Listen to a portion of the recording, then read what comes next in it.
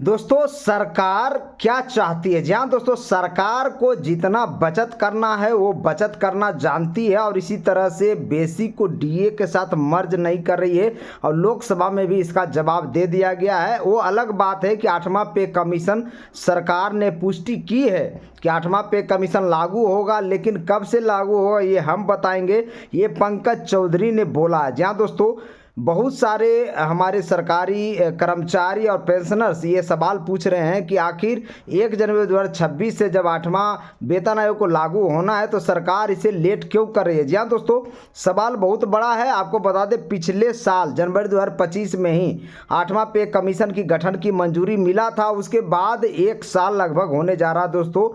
3 नवंबर को एक नोटिफिकेशन जारी होता है, गजट नोटिफिकेशन जारी होता है, उससे पुष्टि कर दिया जाता है, कैबिनेट द्वारा अप्रूव्ड कर दिया जाता है 8वां वेतन आयोग को, लेकिन कब से लागू करेंगे ये नहीं बताया गया। ये सबसे बड़ा सवाल है जो छुपा हुआ है और इसीलिए कर्मचारी संगठन और कर्मचारियों में काफ़ी नाराजगी देखने को मिल रहा है। जी हाँ दोस्तों, कारण यही है कि बेसिक और डीए को मर्ज करना था 2024 में ही, जो कि मर्ज नहीं किया गया। इससे देश भर के तमाम कर्मचारियों का भी 1.25 करोड़ कर्मचारियों का नुकसान हुआ। करीब 10% सालाना के हिसाब से 2 साल लगातार नुकसान हुआ है।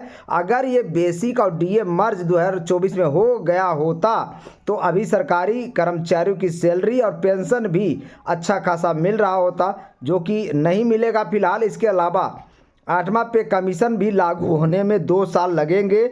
सरकार जिस तरह से चल रही है, सरकार जिस धीमी चाल से चल रही है, और इसीलिए सरकारी संगठन और भी बहुत सारे संगठन हैं जो लगातार प्रोटेस्ट के मूड में हैं। बहुत लोग सरकार से मांग कर रहे हैं कि 8वां पे कमीशन जल्द से जल्द लागू किया जाए, लेकिन ये होता नहीं दिख रहा, क्योंकि आपको पता होगा कि 8वां वेतन आयोग का ऑफिस नहीं मिला। ये हम पहले वीडियो से बता रहे हैं, 2-3 वीडियो में लगातार बता चुके हैं। इसके अलावा इसके अध्यक्ष रंजना प्रकाश देसाई कर रहे हैं, पुलक घोष पार्ट टाइम सदस्य हैं और पंकज जैन भी सचिव लेवल के कर्मचारी हैं। जी हाँ दोस्तों, यानी कह सकते हैं कि सब कुछ खाका तैयार हो चुका है। अब इनपुट्स मंगाए जाना शुरू भी हो गया, लेकिन समस्या ये है कि इतना दिन क्यों लगेगा। इसका कारण भी आपको दिख रहा होगा कि जिस वेतन आयोग को अभी तक ऑफिस मिल गया होता, जो अभी तक ऑफिस तक नहीं मिला है। सोचिए अब इस धीमी गति से काम करेंगे तो कितना वक्त लगेगा। जहाँ दोस्तों सरकार के ऊपर कर्मचारियों का दबाव बनाना चाहिए, जो लगातार हम पहले वीडियो से बना रहे हैं। लगातार सरकार से मांग कर रहे हैं कि 8वां वेतन आयोग को जल्द से जल्द लागू किया जाए, ताकि कर्मचारियों का कम से कम नुकसान हो। नहीं तो जितना देर लगेगा लागू करने में उतना ज़्यादा नुकसान होगा। और ये बात हम खुलकर बता रहे हैं कि एचआरए दोबारा आपको मिलना नहीं है, ट्रेवलिंग अलाउंस आपको दोबारा मिलना नहीं है, बेसिक और डीए भले आपको एरियर के रूप में दे दिया जाएगा, लेकिन जिन जिन कर्मचारी जो बड़े शहर में, मेट्रोपॉलिटन शहर में रहते हैं, उनका बहुत बड़ा नुकसान होने वाला है। और इसीलिए लगातार वीडियो के माध्यम से मांग कर रहे हैं जल्द से जल्द 8वां वेतन आयोग लागू करे सरकार, जो कि होता नहीं दिख रहा है। पहले भी 2 साल से 10-20% मारा जा चुका है सरकारी कर्मचारियों को। आगे आने वाले दिनों में भी 10-20% हो सकता मार खाना पड़े। टोटल 40% का लॉस हो जाएगा। और ये बात सरकार को समझना चाहिए, क्योंकि महंगाई जिस गति से बढ़ रही है, जिस तेज़ी से बढ़ रही है, उस अनुपात में सरकारी सैलरी नहीं बढ़ रहा, सरकारी पेंशन नहीं बढ़ रहा, भत्ता नहीं बढ़ रहा है।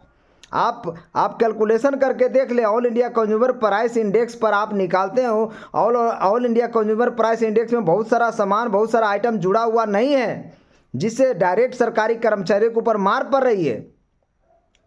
तो उसमें बहुत सारा चीज़ वो बकेट में डाला जाना चाहिए, जिसके अनुसार सरकारी कर्मचारियों के कॉस्ट ऑफ इन्फ्लेशन के हिसाब से डीए को मर्ज कर देना चाहिए, डीए को साथ कर देना चाहिए कि महंगाई बढ़ेगा तो डीए बढ़ेगा। इसमें सरकार से कोई all India consumer price index से लेना देना नहीं रखना चाहिए। और यही मांग लगातार कर्मचारी संगठन भी उठा रहे हैं कि कॉस्ट ऑफ इन्फ्लेशन के साथ जोड़ दिया जाए। अभी सभी कर्मचारियों का लिविंग स्टैंडर्ड उतना अच्छा नहीं रहा जिस गति से महंगाई बढ़ रही है। कर्मचारियों की सैलरी आती है महीना में, 15 दिन में ख़त्म हो जाता है। आप सोच लीजिए 15 दिन किस गति से वो चलाते होंगे अपने घर संसार। तो ये सब भी चीज़ देखने की ज़रूरत है। फैमिली यूनिट में कई बार बोला गया कि 3 ही फैमिली यूनिट के हिसाब से नहीं बनाया जाए, इसको 5 फैमिली यूनिट के अनुसार से बनाया जाए, क्योंकि माता पिता का देखभाल का जिम्मेदारी भी सरकारी कर्मचारियों के ऊपर है। ये पहले भी कानून में बताया जा चुका है। तो फिर आप 3 यूनिट किस हिसाब से चूज कर रहे हैं, उसे 5 यूनिट बनाया जाए।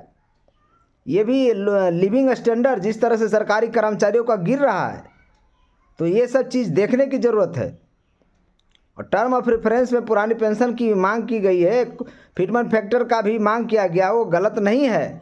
वो सरकारी कर्मचारियों को सामाजिक आर्थिक विकास के लिए बहुत ही ज़्यादा ज़रूरी है। और इसीलिए शिव गोपाल मिश्रा और जेसीएम स्टाफ साइड से जितने भी सदस्य, सभी लोगों ने मिलकर एक टर्म ऑफ रेफरेंस सब लोग मिलकर सरकार के पास जमा किए थे, और वो चीज़ जायज़ है, इसीलिए उसे मिलना चाहिए। सरकारी कर्मचारियों का वो हक है, संवैधानिक हक है। तो जल्द से जल्द सरकार लागू करे 8वां वेतन आयोग, क्योंकि जब लागू आप करेंगे तभी जाकर सरकारी कर्मचारियों का नुकसान कम होगा, नहीं तो भारी नुकसान होने जा रहा है। और इसलिए लगातार हम वीडियो बना रहे हैं ताकि कर्मचारी भी सजग हो और सरकार से लगातार डिमांड करे, क्योंकि सरकार तो लोकसभा में, राज्यसभा में जवाब देकर सो जाती है, लेकिन अल्टीमेटली जो नुकसान है वो सरकारी कर्मचारियों का हो रहा है। इस चीज़ को भी देखने की ज़रूरत है। आप अगर महंगाई के हिसाब से आप डीए नहीं बढ़ाएंगे तो सरकारी कर्मचारियों का वेतन, सैलरी आखिर पीछे चला जाएगा और गर्त में चला जाएगा। वो इस समाज में जीने लायक नहीं बचेगा। इसको भी ध्यान में रखना चाहिए। लिविंग स्टैंडर्ड उनका खराब हो जाएगा। तो इसीलिए लगातार सरकार से ये अपील की जा रही है कि 8वां वेतन आयोग जल्द से जल्द लागू किया जाए। पुरानी पेंशन का मामला भी एक अटका पड़ा है। अर्धसैनिक बलों को पुरानी पेंशन जल्द से जल्द बहाल किया जाए। हमारा आप शॉर्ट वाला वीडियो देख सकते हैं, हमारा लॉन्ग वाला वीडियो देख सकते हैं, उसमें अर्धसैनिक बलों का मांग लगातार हम कर रहे हैं। आपको पता होगा कि न्यायालय में ये पेंडिंग है, सुप्रीम कोर्ट में, जबकि केंद्र सरकार का ये दायित्व नहीं बनता था, क्योंकि दिल्ली हाईकोर्ट ने ऑलरेडी जवाब दे दिया था कि पुरानी पेंशन इनको बहाल कर दिया जाए। लेकिन सरकार ने आनन फानन में सुप्रीम कोर्ट चली गई, और अभी देखिए लगातार दिन पर दिन, डेट पर डेट बढ़ाया जा रहा है। अभी रजिस्ट्रार ऑफिस से बाहर निकलकर अभी न्यायालय के पास पहुंचा है। अब न्यायालय से हम उम्मीद करते हैं कि जल्द से जल्द इस मैटर को क्लियर करके अर्धसैनिक बलों को पुरानी पेंशन बहाल कर दीजिए, क्योंकि ये देश की सेवा में अपना सर्वोच्च बलिदान देते हैं, विषम परिस्थितियों में काम करते हैं। 20-22 साल में इनकी जवानी खराब हो जाती है। उस केस में इनको अगर आप सामाजिक बुढ़ापे की लाठी और सामाजिक सुरक्षा नहीं दीजिएगा तो आपका किस वो मोरल कर्तव्य आपका खराब हो जाएगा। केंद्र सरकार का दायित्व बनता है कि जो उनका सेवा करे उनको बुढ़ापे में उनका प्रतिफल उनको मिलना चाहिए। और ये सबसे पहला हक अगर पुरानी पेंशन पर किसी का है वो अर्धसैनिक बलों का है। तीनों सेनाओं को तो आप दे रहे हो, तो फिर अर्धसैनिक बलों को क्यों नहीं दे रहे हो? ये सबसे बड़ा सवाल खड़ा होता है। पूरे देश भर के अर्धसैनिक बल मायूसी के नज़र से देखते हैं कि हमारा तो पेंशन भी नहीं है। जो 2004 से पहले वाले हैं उन पर टोन कसते हैं कि तुम्हारा तो एनपीएस है, मेरा तो ओपीएस है। तो आखिर सबको ओपीएस बना दिया जाए। एक देश एक संविधान से चलेगा और एक पेंशन सिस्टम से चलेगा। एक आचार संहिता होना चाहिए, एक दंड संहिता होना चाहिए, एक कानून होना चाहिए। फिर पेंशन क्यों अलग अलग 6 प्रकार के पेंशन बना के रखें? पेंशन में लोग उलझ कर रह जाएंगे, कभी यूपीएस, कभी एनपीएस, कभी ओपीएस, कभी 1 रैंक 1 पेंशन। इसकी क्या ज़रूरत है? सबको एक साथ ओल्ड पेंशन क्यों नहीं लागू किया जा सकता? सरकार जब देने में सक्षम है तो दिया जा सकता है, और यही बात लगातार संसद में उठाया जा रहा है। कई सारे मेंबर्स ऑफ पार्लियामेंट, एमपी जिनको बोला जाता है, कई बार पुरानी पेंशन का जिक्र कर चुके हैं। सरकार सुनने को तैयार नहीं है। बाकी सारे काम के लिए सरकार के पास टाइम रहता है। हजारों करोड़ का लोन माफ़ कर दिया जाता है इन धनाढ़ियों का, उसमें सरकार का सारा सहयोग रहता है। लेकिन सरकारी कर्मचारी की बात आती है तो इनको साफ सूंघ जाती है।